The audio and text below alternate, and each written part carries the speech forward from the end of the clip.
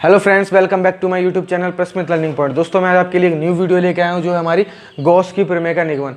मैंने आपको last video में बताया भी था कि न्यू वीडियो मेरी होगी, वो होगी गॉस की प्रमेय का निगमन। और आपसे रिक्वेस्ट है, मेरी लास्ट वीडियो को आप देखते रहिए और उसको लर्न करते रहिए जो मैं उसमें पढ़ाता हूँ, क्योंकि जो भी मैं न्यू टॉपिक पढ़ाता हूँ वो सभी एक दूसरे से रिलेटेड होते हैं और उन टॉपिक्स को आपको आना बहुत ज़रूरी है जिससे आप इसको समझ पाएँ।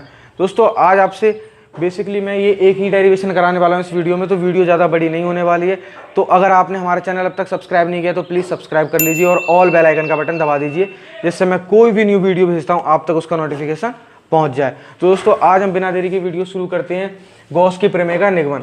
दोस्तों, इसका पहले एक डायग्राम है जो बहुत ही ज़्यादा इंपॉर्टेंट है, उसी के बेस पे पूरा ये डेरिवेशन है।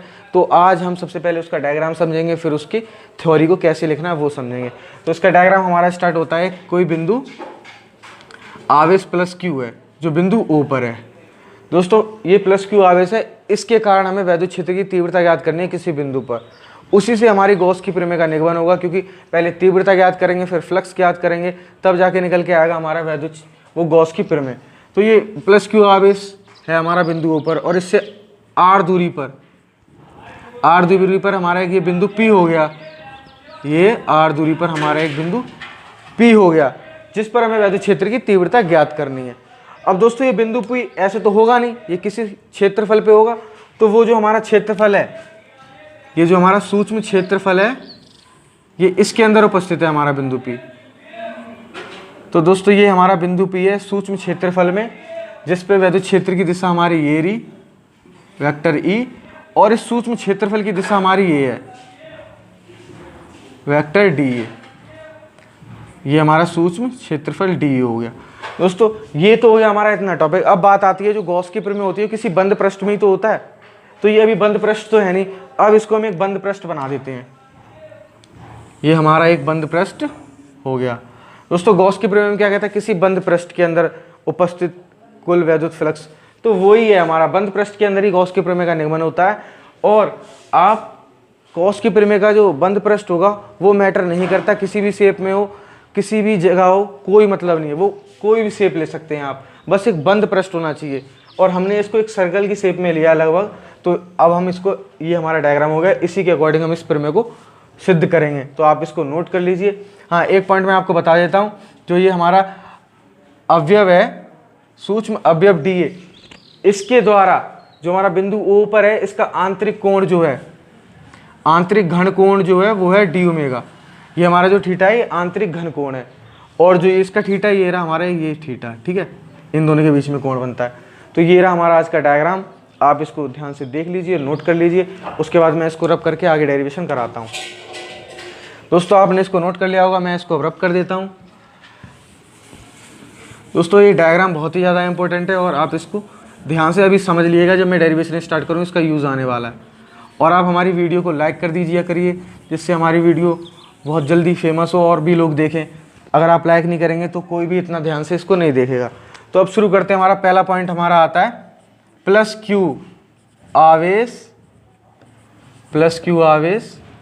के कारण बिंदु P पर वैद्युत क्षेत्र की तीव्रता। दोस्तों, तो ये क्या पॉइंट है, ये ऐसा मैंने आपको कई बार पढ़ा चुका हूँ फर्स्ट चैप्टर में। तो वो वही टाइप का एक डेरिवेशन है ये, प्लस क्यू आवेश के कारण बिंदु पी पर वैद्युत क्षेत्र की तीव्रता ज्ञात करनी है। ये मैं आपको फर्स्ट चैप्टर में बता भी चुका हूँ कि इसका फॉर्मूला क्या होता है वैद्युत क्षेत्र की तीव्रता का। तो ये हमारा होता है E = 1/4 pi epsilon not Q/r²। दोस्तों, मैंने आपको दो वीडियो बताई थी, अच्छी स्थिति में, निरक्षीय स्थिति में, वो उसी के जैसा फॉर्मूला है। बस अच्छी स्थिति में आपका था r² + l² का होल स्क्वायर, और निरक्षीय में होता है √r² + l² का होल स्क्वायर। लेकिन ये सिंपल फॉर्मूला है, इसलिए हम इसमें केवल r² लगाएंगे और ये हमारी निकल के आएगी वैद्युत क्षेत्र की तीव्रता। अब बात आती है, वैद्युत क्षेत्र की तीव्रता तो हमने निकाल ली। अब क्या आता है कि बिंदु P पर जो मैंने डायग्राम बताया था, मैं आपको बता देता हूँ एक बार शॉर्ट में। ये हमारा बंद पृष्ठ है, ये हमारा सूक्ष्म क्षेत्रफल है, ये वैद्युत क्षेत्र की दिशा है, ये इसके क्षेत्रफल की दिशा है, ये कोण है, ये बिंदु P पर वैद्युत क्षेत्र की तीव्रता ज्ञात करनी है। ये हमारा सूक्ष्म अवयव है डी ए, सूक्ष्म क्षेत्रफल हमारा डी हो गया, और ये प्लस क्यू आवेश है जिससे आर दूरी पर हमारा एक बिंदु पी है। ये हमारा डायग्राम मैंने दोबारा बना दिया है। अब मैं बताऊंगा, हमने वैद्युत क्षेत्र की तीव्रता तो ज्ञात कर ली है, अब हमको क्या ज्ञात करना है, जो हमारा फ्लक्स कितने क्षेत्रफल पे क्या कार्य कर रहा है। तो अभी हम सूक्ष्म क्षेत्रफल पर गुजरने वाला वैद्युत फ्लक्स निकालेंगे, फिर संपूर्ण क्षेत्रफल से गुजरने वाला वैद्युत फ्लक्स निकालेंगे, तब हमारा ये सिद्ध हो पाएगा गॉस के प्रमेय। तो अभी हम निकालेंगे सूक्ष्म क्षेत्रफल से गुजरने वाला वैद्युत फ्लक्स। तो ये हमारा क्या है, सूक्ष्म क्षेत्रफल से गुजरने वाला वैद्युत फ्लक्स। दोस्तों अब क्या बताना है हमको, सूक्ष्म क्षेत्रफल से गुजरने वाला वैद्युत फ्लक्स। तो ये हमारा क्या होगा, आपको मैंने बता चुका हूं, मैं फ्लक्स वैद्युत फ्लक्स पढ़ाया था, उसमें उसका जो फॉर्मूला था वही हमको यहाँ पे लिखना है, बस वो φ था। अब इसमें सूक्ष्म क्षेत्रफल की बात कर रहे हैं तो यानी कि सूक्ष्म फ्लक्स भी आएगा, तो डी फाई हमारा क्या आएगा, ई डी ए कॉस थीटा। ये मैं आपको लास्ट वीडियो में बता भी चुका हूँ कि फाई क्या होता है, E d A cos theta. सूक्ष्म क्षेत्रफल की बात हो रही है तो d phi E d A cos theta हो जाएगा। अब हमारी इतनी बात आई, ये तो हो गया हमारा सूक्ष्म क्षेत्रफल के कारण वैद्युत फ्लक्स। अब इसके बाद निकालेंगे संपूर्ण क्षेत्रफल के कारण, लेकिन उससे पहले हम ई का वैल्यू पुट कर देंगे। ये ई का वैल्यू ये है, वो यहाँ पे पुट कर देंगे और हमें डी फाई की वैल्यू प्रॉपर मिल जाएगी। तो डी फाई हमारी प्रॉपर क्या निकल के आया, 1/4 pi epsilon naught q upon r square d A cos theta, क्योंकि हमने ई की वैल्यू यहाँ पुट कर दी और डी ए कॉस थीटा बचा, तो ये हमारा निकल गया डी फाई। अब डी फाई के बाद हम क्या करेंगे, जो संपूर्ण ये हमारा पूर्ण है, अब तक तो हमने ये सूक्ष्म निकाला है, ये सूक्ष्म क्षेत्रफल पे निकाला है फ्लक्स, अब संपूर्ण क्षेत्रफल पे फ्लक्स निकालेंगे। तो इसको आप नोट कर लीजिए, उसके बाद मैं रब करके आपको इसके आगे डेरिवेशन कराता हूँ, आगे क्या होना है, तो आप इसको नोट कर लीजिए या स्क्रीनशॉट ले लीजिए। दोस्तों आपने इसको नोट कर लिया होगा, मैं इसको रब कर देता हूँ। तो दोस्तों नेक्स्ट पॉइंट हमारा ये है कि जो मैंने आपको वीडियो में भी बताया भी था, जो ये सूक्ष्म अवयव है, अब इसके कारण जो हमारा आंतरिक कोण होगा, आंतरिक घनकोण बिंदुओं पर, उसका हमें वैल्यू निकालना है। तो हमारा क्या होगा, सूक्ष्म अवयव डी ए, सूक्ष्म अवयव डी ए के द्वारा, डी ए द्वारा बिंदु ओ पर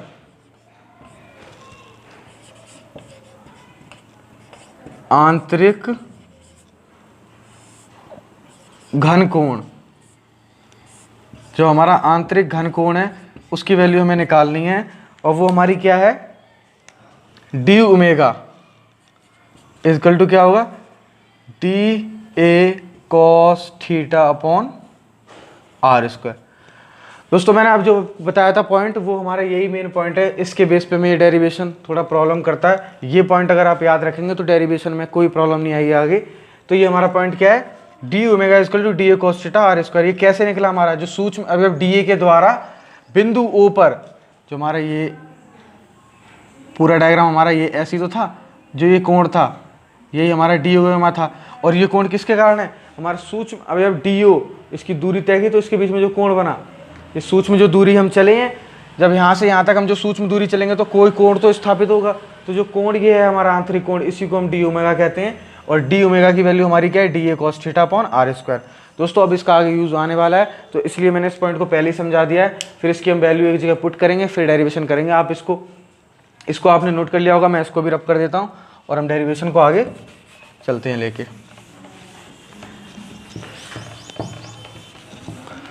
अब दोस्तों हम निकालेंगे संपूर्ण क्षेत्र से गुजरने वाला वैद्युत फ्लक्स, जो हमारा मेन वैद्युत फ्लक्स है, जिससे हम सिद्ध कर पाएंगे गॉस की प्रमेय को। तो फ्रेंड्स हमारा अब नेक्स्ट पॉइंट है संपूर्ण क्षेत्रफल से गुजरने वाला वैद्युत फ्लक्स। अब हमारा मेन टॉपिक आ चुका है, जिससे हमें सिद्ध करना होगा कि गॉस की प्रमेय कैसे सिद्ध होती है, फाई का value Q upon epsilon not कैसे आता है। तो अब निकालेंगे हम, अब तक हमने निकाला सूक्ष्म क्षेत्रफल से गुजरने वाला वैद्युत फ्लक्स, अब निकालेंगे संपूर्ण क्षेत्रफल से गुजरने वाला विद्युत फ्लक्स, और उसके बाद इस डेरिवेशन का एंड होने वाला है कि संपूर्ण निकल आएगा, फिर हमारा सिद्ध हो जाएगा। तो हम निकालते हैं इसको, संपूर्ण क्षेत्रफल से गुजरने वाला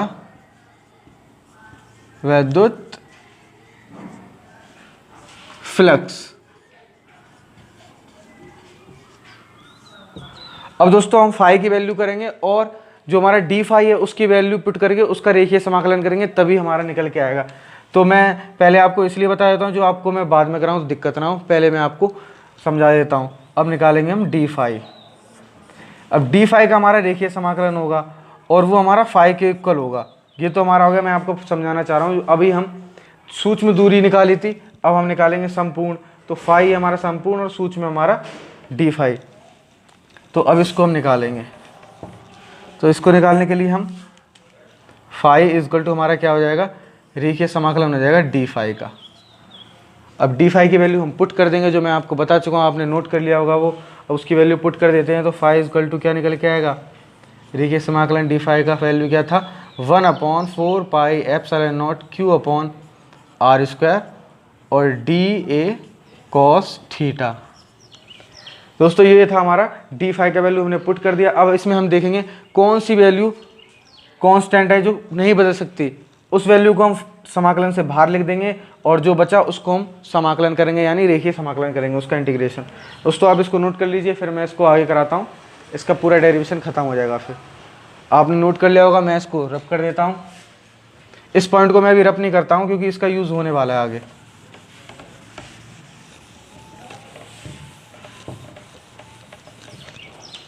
अब हमारा आता है फाई इजकल टू 1/, रेखीय समाकलन बाहर लिख देंगे, जिसका रेखीय समाकलन नहीं हो सकता वो वैल्यू हम बाहर लिख देते हैं, 4 पाई एप्सिलॉन नॉट क्यू। ये हमारे नियत है, इनका कोई रेखीय समाकलन नहीं हो सकता। रेखीय समाकलन होगा केवल d A cos theta upon r square. D A cos theta upon r square का होगा, लेकिन इसका कोई रेखीय समाकलन है ही नहीं, ये पॉसिबल ही नहीं है। तो मैं आपको इसके ऊपर बता चुका हूँ, जो इसकी वैल्यू, इसकी जगह हम डी ओमेगा लिख देंगे और डी ओमेगा का हम रेखीय समाकलन कर सकते हैं। इसीलिए हमने इस पॉइंट को यहाँ पे इंपॉर्टेंट बताया है, क्योंकि आने वाले टाइम पे ये जो पॉइंट आएगा इसका रेखीय समाकलन तो है नहीं, इसके लिए हमें डी फाई की वैल्यू पुट करनी पड़ेगी और डी फाई का हम रेखीय समाकलन कर सकते हैं। तो अब यहाँ पे हम ये लिख देंगे, phi equal to 1/4 pi epsilon naught q और रेखीय समाकलन, इसकी जगह वैल्यू पुट कर देंगे डी ओमेगा।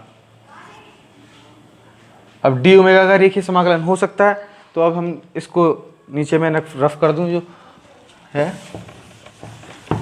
तो डी ओमेगा का रेखीय समाकलन आपको नहीं मालूम होगा, मैं बता देता हूँ। ये हमारा रेखीय समाकलन होता है डी ओमेगा का 4 पाई। दोस्तों ये वैल्यू फिक्स है, आप याद कर लेना। जो हमारा डी ओमेगा है इसकी वैल्यू होती है, इसका रेखीय समाकलन 4 पाई, और 4 पाई को हम यहाँ पे पुट कर देंगे और हमारा आंसर अब आ जाएगा, जो भी है आंसर।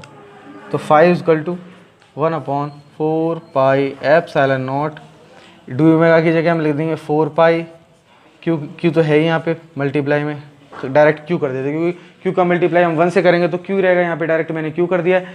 तो 4 पाई से 4 पाई कट जाएगा और हमारा यहाँ पे आ चुका है 5 equal to q upon epsilon naught. दोस्तों यही हमारी गॉस की प्रमेय का फॉर्मूला है और ये हम सिद्ध कर चुके हैं कि कैसे हमारा निकल के आया 5 equal to q upon epsilon naught. तो दोस्तों आप इसको नोट कर लीजिए और ये हमारा डेरिवेशन यहाँ पे कंप्लीट होता है। दोस्तों ये आज का डेरिवेशन था गॉस की प्रमेय का निगमन, जो मैं आपको पूरा करा चुका हूँ। और अगर ये डेरिवेशन आपको पसंद आए तो प्लीज़ वीडियो को लाइक करिए, शेयर करिए। और आज की वीडियो में दोस्तों बस इतना ही। तो प्लीज़ आप हमारे चैनल को सब्सक्राइब कर दीजिए और ऑल बेल आइकन का बटन दबा दीजिए, जिससे मैं कोई भी न्यू वीडियो भेजता हूँ आपको उसका नोटिफिकेशन आप तक जल्द से जल्द पहुँचे और आप उस वीडियो को तुरंत देख पाएँ। तो दोस्तों नमस्कार, आज के लिए इतना ही। स्वस्थ रहो, मस्त रहो, व्यस्त रहो। Thank you.